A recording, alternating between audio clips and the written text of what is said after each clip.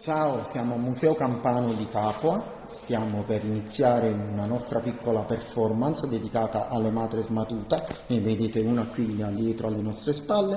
Un saluto da Lello Traisci e Mario Guarino. Ciao, ciao. Ciao.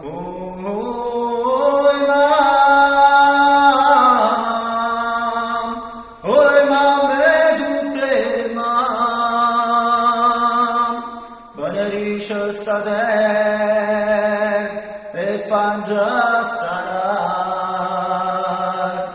mater matuta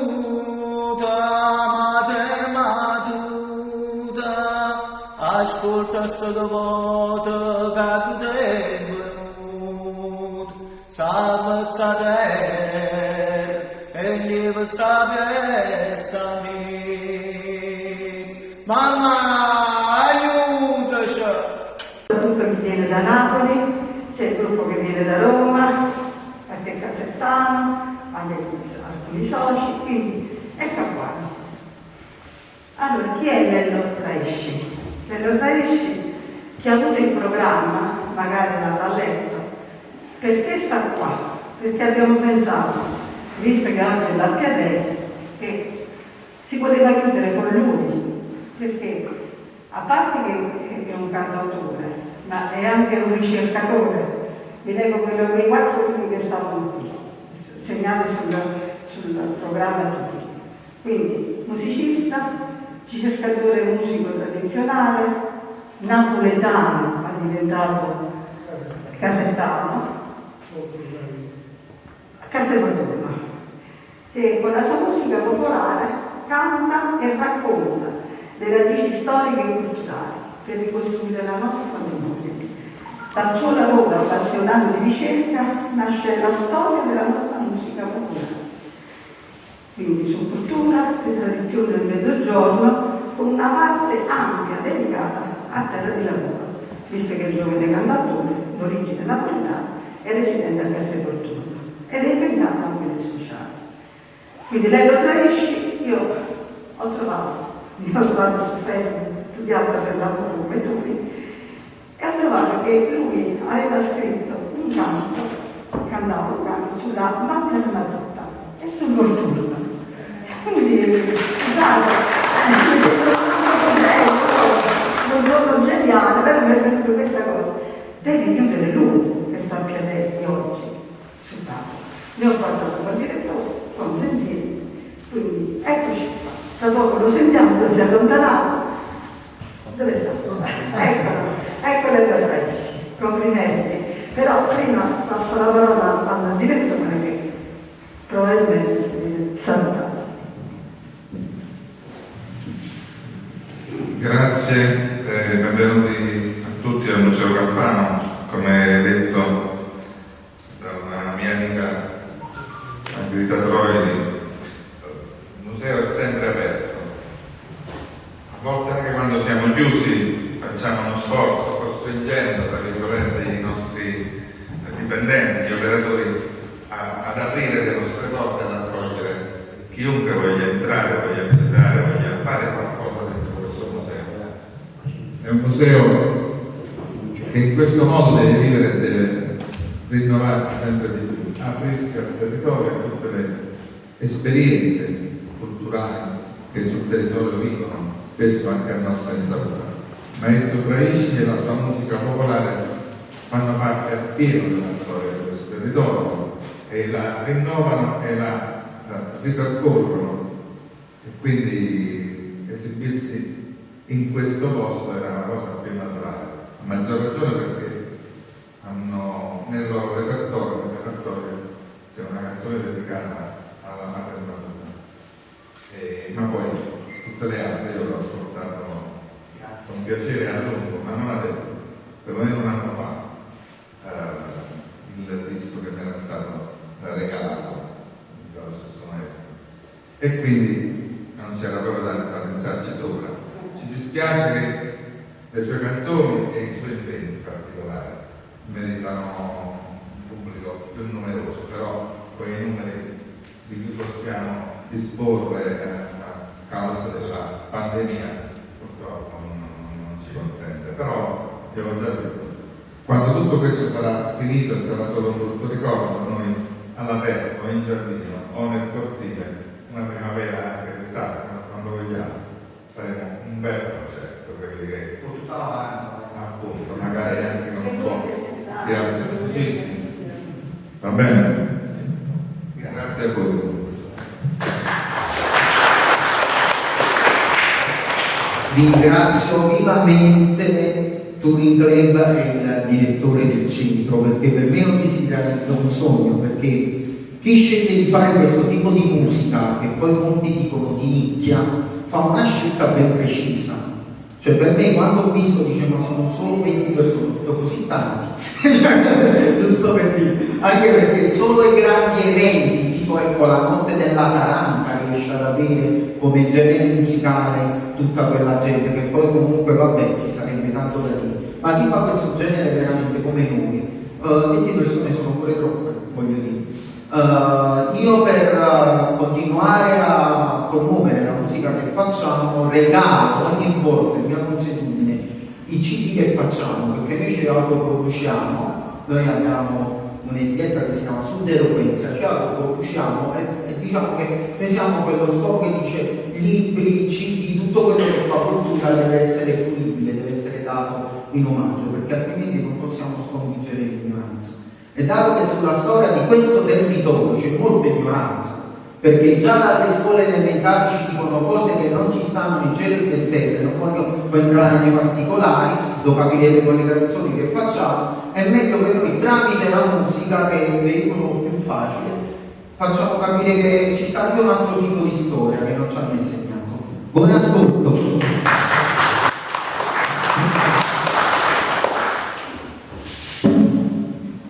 Cominciamo con la tagliata del Volturno, perché forse è stato il primo pezzo che mi è stato ispirato.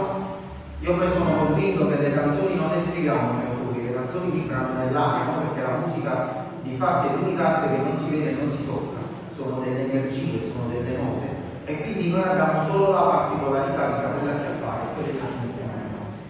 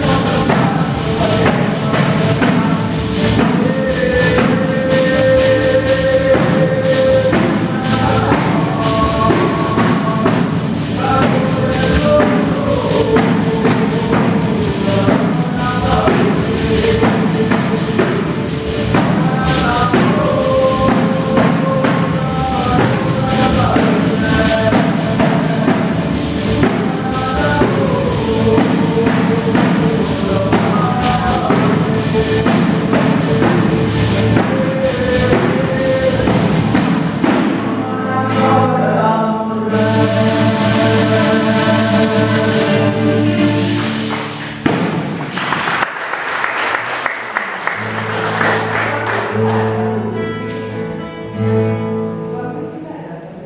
lo so se c'è un'asta,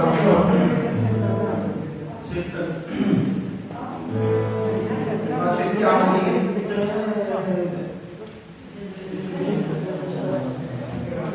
lo so.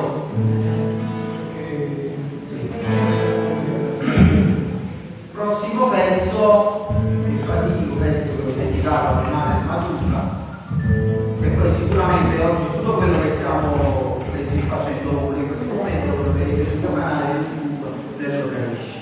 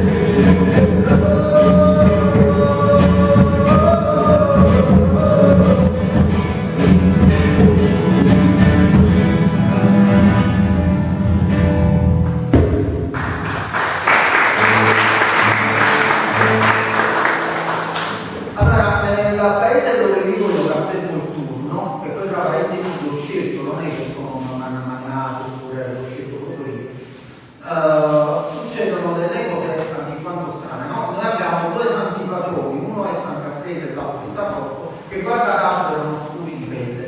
Eppure le dimostranze di intolleranza verso le persone che hanno il colore un poco più scuro di noi si vedono proprio in quel paese là. Allora io dissi che paradosso, cioè noi ci andiamo in ginocchiare vicino a un Santo Nero, però noi cacciamo il fratello che viene perché magari troviamo tutte le difficoltà, e disse come fa il binomio, no? Cattolico cristiano razzista, perché quello è il razzismo, cioè non c'è sta niente, non è intollerante, è il razzismo. E così mi venne da scrivere, mi andai ad aggiornare, andai a fare, vedere tutta la vita di questo santo, San Castrese, e è stata cambiata San Castrese.